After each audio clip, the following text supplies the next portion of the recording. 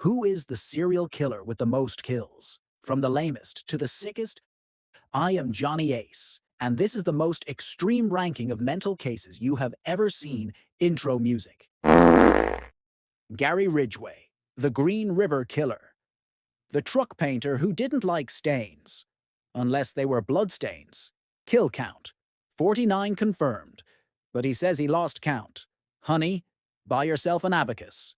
The character, a truck painter as smart as an IKEA nightstand.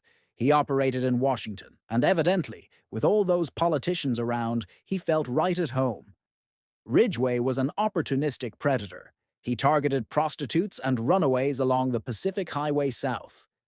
He loaded them onto his truck under the pretense of a service, took them to isolated wooded areas, and strangled them, often with his bare hands or ligatures. But it didn't end there. He often returned to the crime scenes to have sexual relations with the decomposing corpses. A true romantic, he turned the Green River into his personal storage unit. He dumped so many bodies there that it had become the Missing Persons Bureau. After getting caught, thanks to DNA, because in the 80s the police were still using a crystal ball, he turned snitch.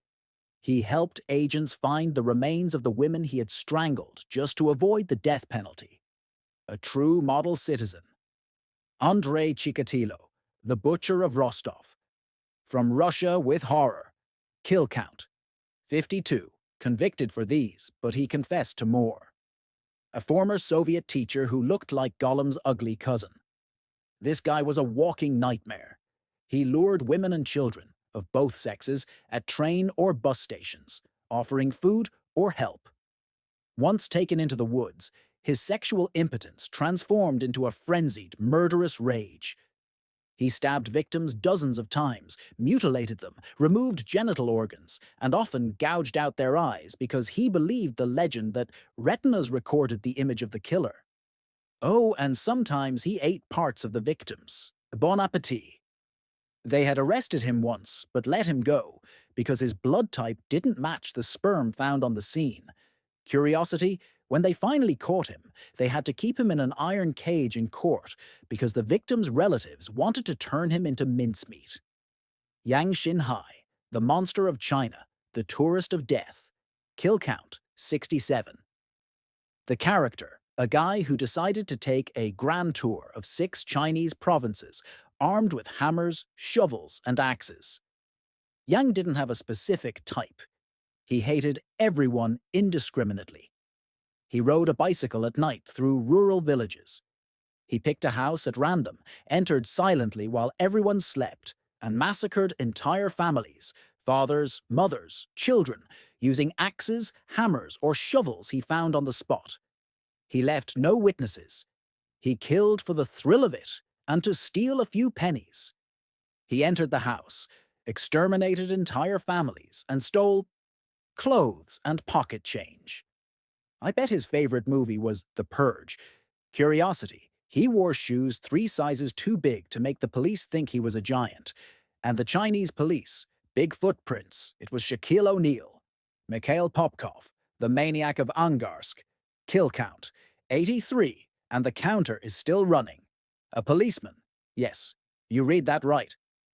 While you were calling 911 for help, he was answering, "I'm coming right away," and licking his chops. He used his uniform and patrol car to inspire trust. He approached women returning home late at night, maybe a bit tipsy, and offered them a safe ride home. Safe, like a dip in a shark tank.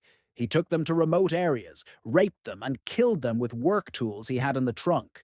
Screwdrivers, axes, knives. He often returned to the crime scene the next day with colleagues to investigate.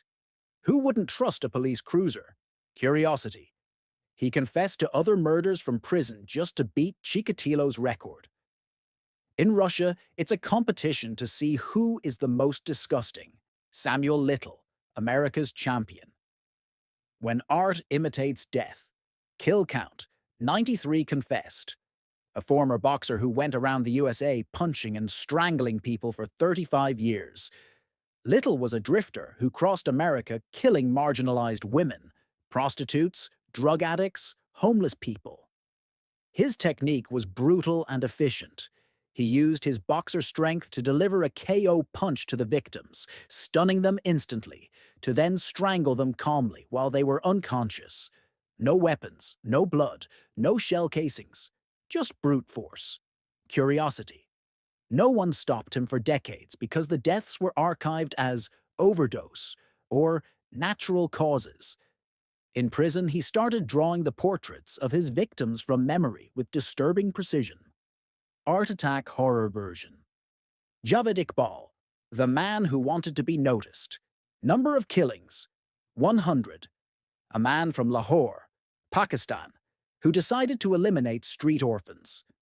Iqbal attracted fugitives or orphans, promising them work and food. Once he was taken to his house, he would drug them, chain them, and strangle them with an iron chain. But the worst came later. He would dismember the bodies and dissolve them in large blue plastic barrels filled with hydrochloric acid, and then pour the liquefied remains into the sewers. Clean, efficient, and absolutely demonic. Curiosity.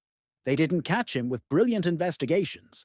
He set himself up by sending a letter to the newspaper with photos and details. The judge condemned him to be strangled with the same chains, torn to pieces and dissolved in acid. Unfortunately, he died in prison before the show. Pedro Alonso Lopez, the Andean monster. The record holder is at large. Number of killings, 110 confirmed, but more than 300. A nightmare wandering between Colombia, Peru, and Ecuador. He hunted in crowded markets and squares, identifying poor orphans and son. He lured them with small gifts or shiny trinkets, driving them away from the crowds to isolated places or abandoned buildings. There, he strangled them brutally, looking them in the eye until the end. He considered his actions a mission to free them from future poverty. A total illusion. Curiosity of the judicial system. After confessing and revealing 53 graves, he was released in 1998 for good conduct. Current state, free. Yes, it's out there. Lock the door. Luis Alfredo Garavito, the Beast, the wolf disguised as everything. Number of killings, 138 confirmed. Estimate infinite plus 1. The modern record holder, a chameleon-like Colombian. Garavito was a master of disguise and reverse psychology. He dressed as a monk, a priest, a street vendor, or a disabled person to appear harmless. He approached poor or street children by offering them drinks, money, or small jobs. Once they gained their trust, he would take them for long walks in isolated sugarcane fields. Hell broke loose there, prolonged torture, unprecedented violence, and finally, beheading. Hey boy, do you want candy? Old school, but lethal. Curiosity. In prison, he tried to play politics, because after 140 murders, the Senate seems like the right place. Gil de Reyes, original Barba Blue, from noble births to low instincts. Number of killings, up to 200, medieval estimate. A French nobleman, extremely rich and best friend of Joan of Arc. In the secret of his castles, Gilles de Reyes lived a double life. He had hundreds of boys kidnapped by his servants from nearby villages. The children were taken to the castle halls where they were tortured, used for perverse sexual rituals, and finally slaughtered as sacrificial animals. De Reyes used their organs and blood to try to summon demons and obtain the Philosopher's Stone. Spoiler, it didn't work. A bored nobleman who goes from war to black magic using infants as components. The ending, hanged and burned. From war hero to fairy tale monster. One Harold Shipman, Dr. Death Bitter Medicine. Killing count, over 250. A reassuring British family doctor. The perfect crime doesn't exist, but he came close. Shipman visited his patients, almost all elderly women who lived alone, directly at their home in the afternoon. While they were having tea, he injected them with a lethal dose of diamorphin, therapeutic heroin. He sat there, watched them die peacefully, and then forged death certificates with the words, old age.